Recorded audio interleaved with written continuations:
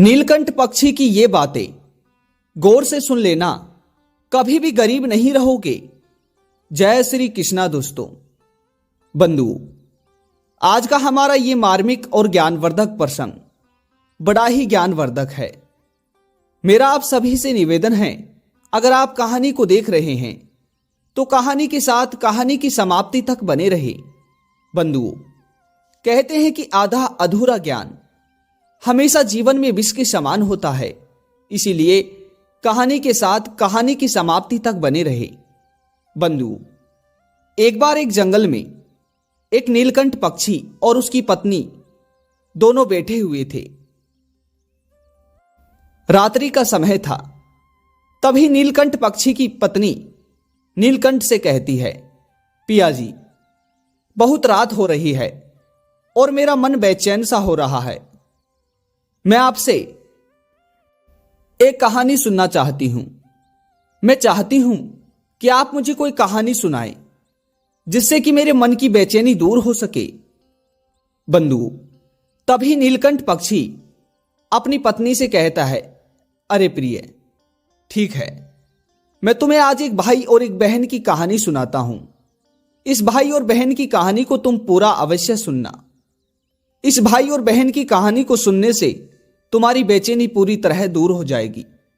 बंधुओं, तभी नीलकंठ पक्षी अपनी पत्नी को एक भाई और एक बहन की कहानी सुनाने लगता है। बंधुओं,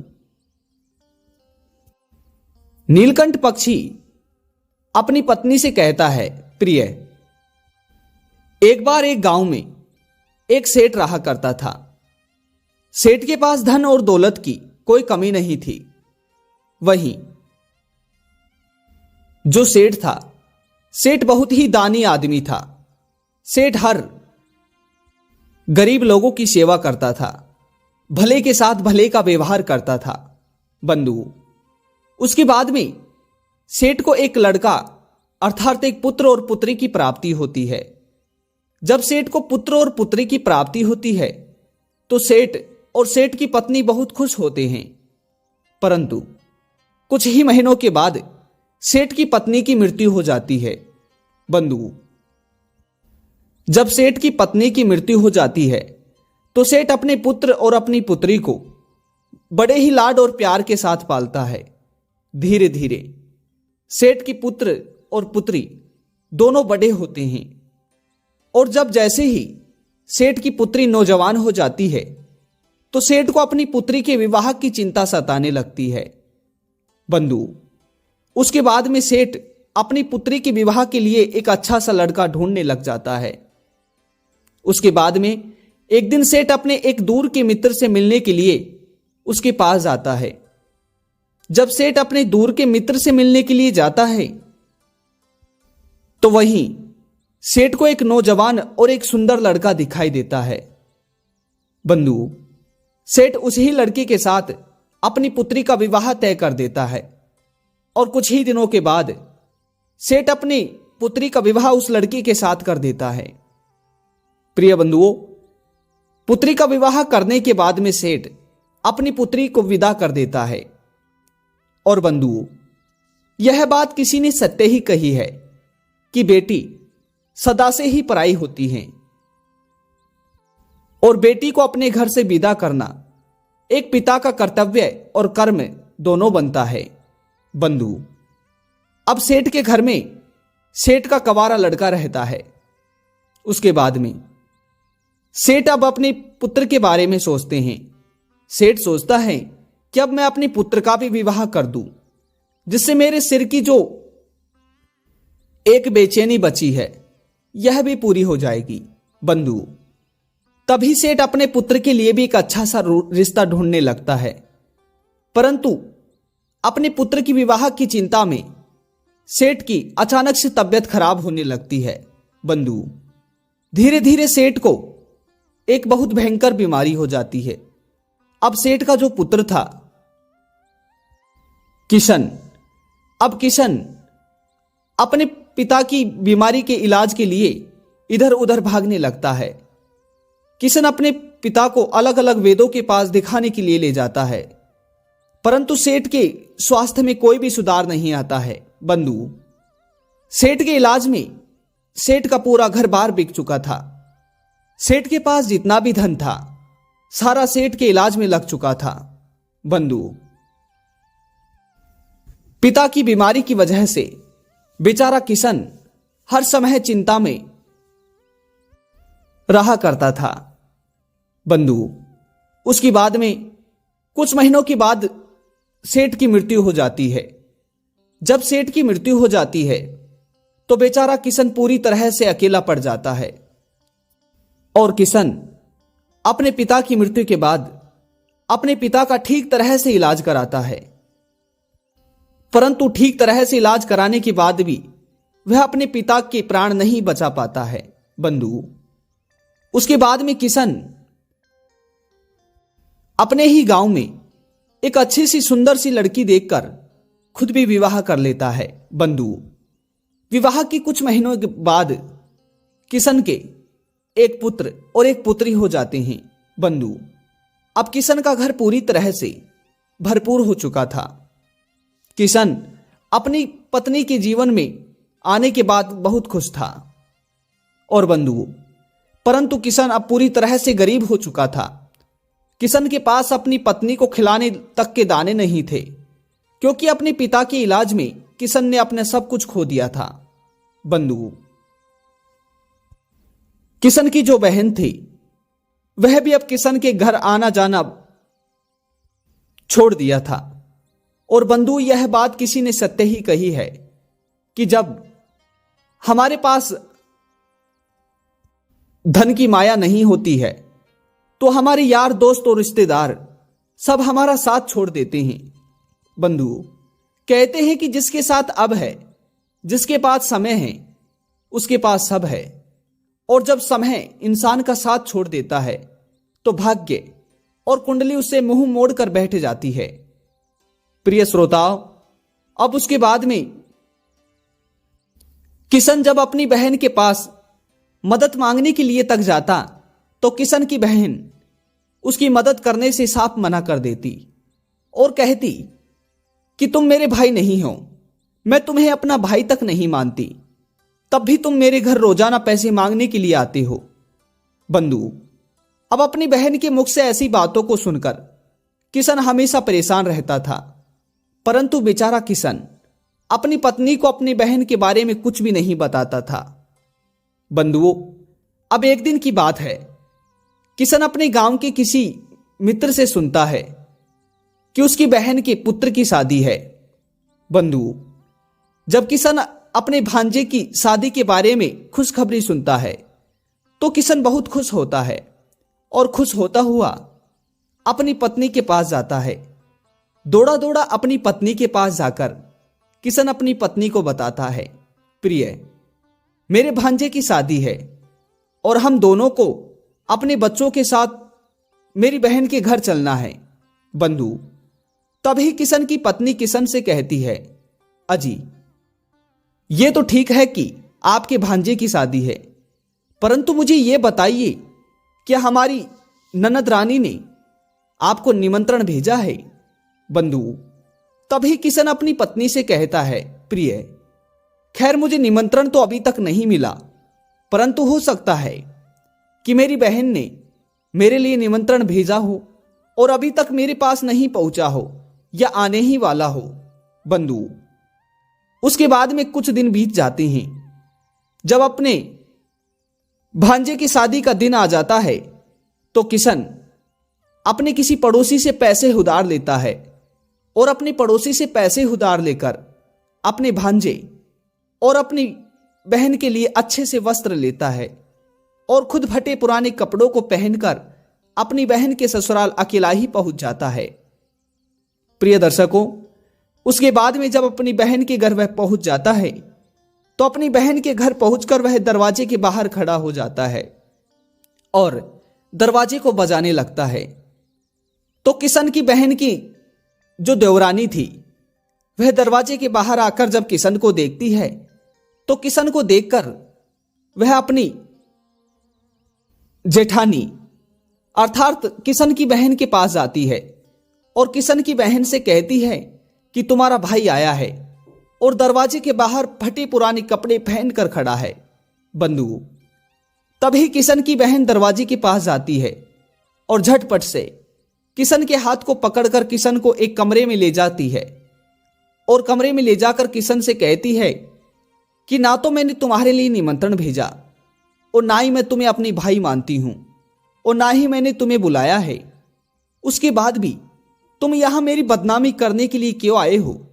बंधु, तभी किशन अपनी बहन से कहता है, अरे बहन, सबसे पहले तो ये लो, मैं अपनी भांजी राजा और अपनी बहन यानी कि तुम्हारे लिए कपड़े लेकर आया हूं।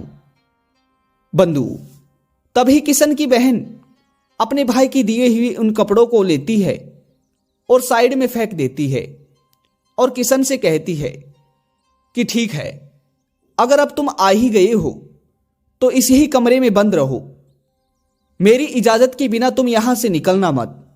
और हां, जब भोजन तैयार हो जाएगा तो मैं यहीं तुम्हें भोजन भिजवा दूंगी, परंतु इस कक्ष से बाहर तुम निकल कर कहीं मत जाना।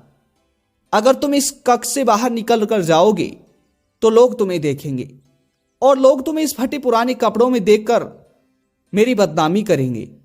बंधु, यह कहकर किशन की बहन किशन को उस दरवाजे में जुड़कर दरवाजे में बंद कर वहां से चले जाती है।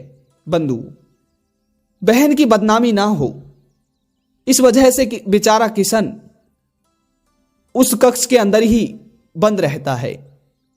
कुछ समय के बाद एक नौकर के हाथों किशन की बहन किशन को उस कक्ष के अंदर ही भोजन भेज देती है।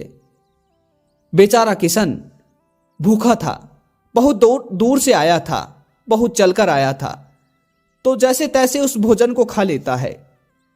और शाम होते ही किशन की बहन आती है, उस कक्ष को खोलती है और किशन से कहती है कि सुनो, अब तुम सुबह होते ही जल्दी ही यहां से चले जाना, क्योंकि अभी तो रात्रि हो चुकी है, परंतु सुबह होते ही यहां से चले जाना और तुम मुझसे मिले बिना ही चले जाना, क्योंकि मैं नहीं चाहती कि मैं तुम्हारा मुंह सुबह सुबह देखूं। दर्शकों, अब सारी रात्रि किशन उस अंधेरे में काट लेता है और जैसे ही सुबह होती है तो बेचारा सुबह होते ही अपनी बहन के घर से पीछे के दरवाजे से निकल जाता है। किशन चलता है और चलते चलते किशन को दोपहर हो जाती है। किशन एक जंगल में पहुंच जाता है और जंगल के रास्ते में पहुंचकर किशन को एकदम से चक्कर आ जाते हैं। बंधु, जैसे ही किशन गिरने ही वाला था तो एक बुढ़िया किशन को पकड़ लेती है और किशन बेहोश हो जाता है। उसके बाद में वह बुढ़िया किशन को अपने गोद में सुलाकर एक पंखी से हवा करने लगती है। बंधु, तभी किशन को एकदम से होश आ जाता है और किशन पाता है कि वह एक बुढ़िया के गोद में सोया हुआ है। वह बुढ़िया उसको एक पंखी से हवा कर रही है। बंधु, तभी किशन वहां से खड़ा होता है और बुढ़िया से कहता है, हे मां, आप कौन हो और भला आपने मेरी जान क्यों बचाई है? बंधु, तभी बुढ़िया किशन से कहती है, अरे भाई, तुम यहां पर जा रहे थे, तभी तुम्हें अचानक से चक्कर आने लगे और तुम बेहोश होकर गिरने ही वाले थे, तभी मैंने तुम्हें बचाया है। बंधु, फिर वह बुढ़िया किशन से कहती है, अरे बेटा, तुम मुझे ये तो बताओ, तुम कहां जा रहे हो और कहां से आए हो? बंधु, तभी किशन उस बुढ़िया को पूरा सच बता देता है और कहता है कि मैं अपने बहन के घर से आया हूं। बंधु, तभी किशन की सारी बात सुनकर बुढ़िया किशन से कहती है, बेटा, तुम अपनी बहन के घर गए थे तो बहन ने तुम्हारे लिए कुछ भेजा नहीं, तुम्हें कुछ देकर नहीं भेजा? तभी बुढ़िया किशन से कहती है, बेटा सुनो, यही पास में मेरा एक बगीचा है, तुम चलो और बगीचे से अच्छे अच्छे फल तोड़कर एक थैले में रखो और अपने घर जाओ। जब तुम घर जाओगे तो तुम्हारे बीवी और बच्चे उन फलों को देखकर बहुत खुश होंगे और वे सोचेंगे कि मामा की भुआ के घर गए थे, हमारे लिए भुआ ने उपहार भेजे हैं।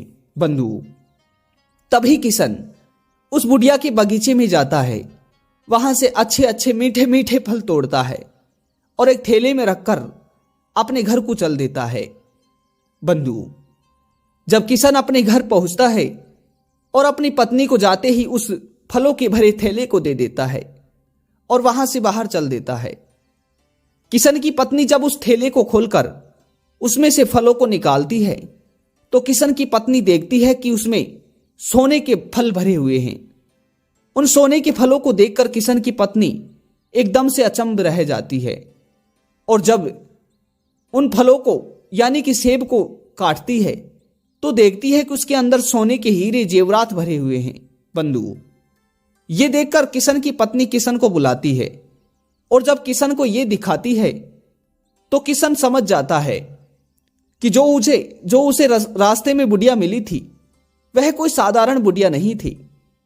बंधु, उसके बाद से किशन का समझो भाग्य ही खुल गया था। किशन फिर से धनवान और धनी बन गया था। किशन के पूरे गांव में किशन सबसे बड़ा सेठ बन गया था।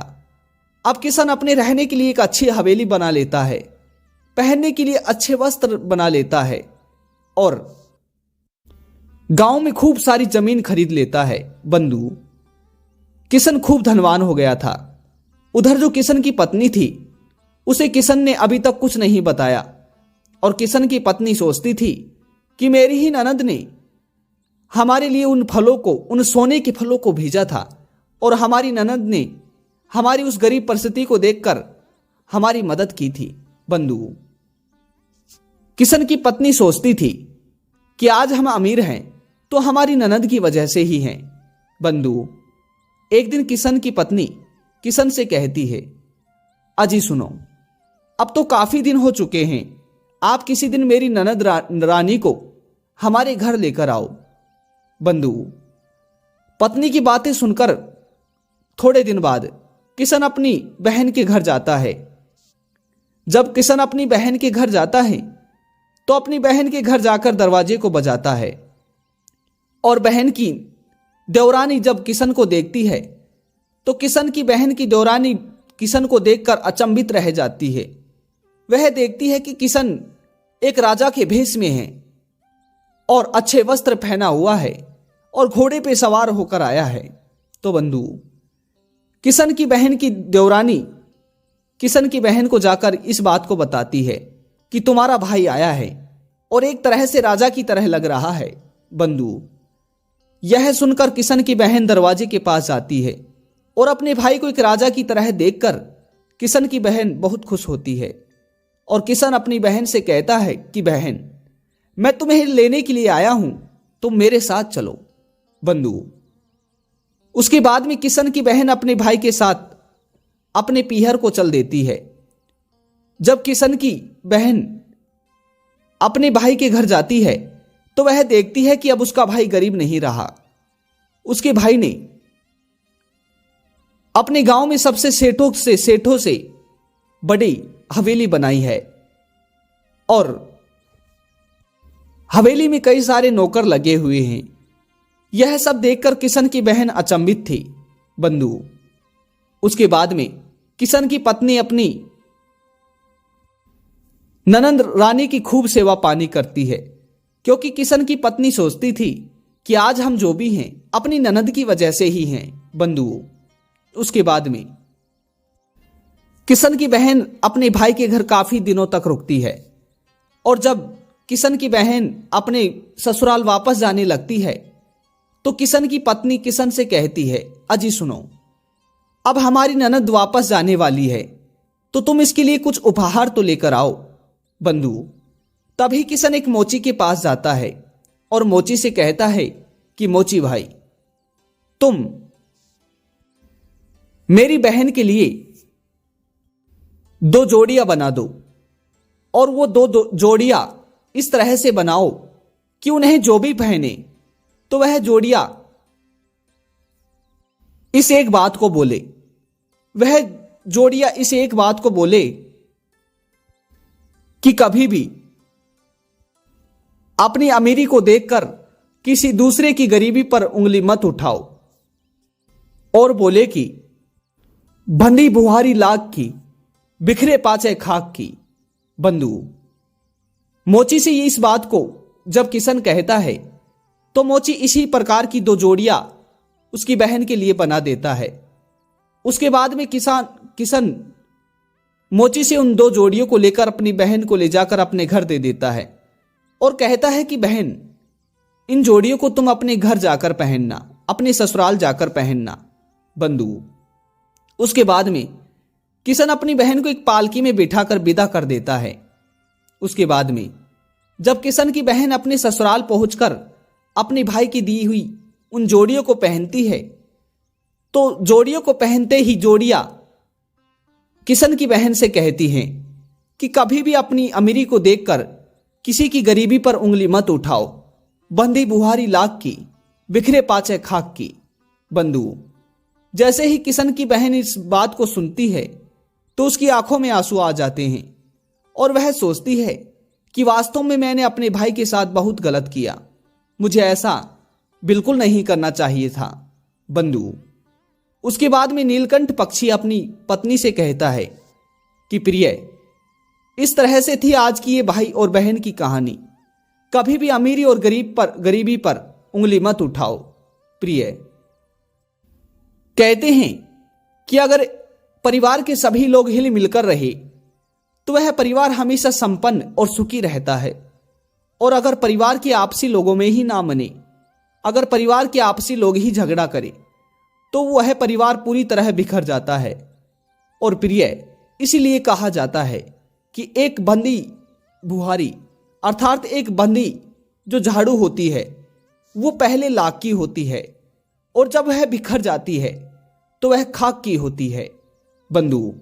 तभी नीलकंठ पक्षी अपनी पत्नी से कहता है कि कभी भी किसी को अपने समय को देखकर समय पर घमंड नहीं करना चाहिए, क्योंकि धन, लक्ष्मी और समय और भाग्य ये ऐसी चीजें होती हैं, इनको बदलते कभी देर नहीं लगती। बंधु। तो यह थी हमारी आज की कहानी। आज की कहानी आपको कैसी लगी कमेंट बॉक्स में जरूर बताइएगा। पुनः मिलते हैं एक और नई जानकारी के साथ। आप सभी का बहुत बहुत धन्यवाद। जय श्री कृष्णा।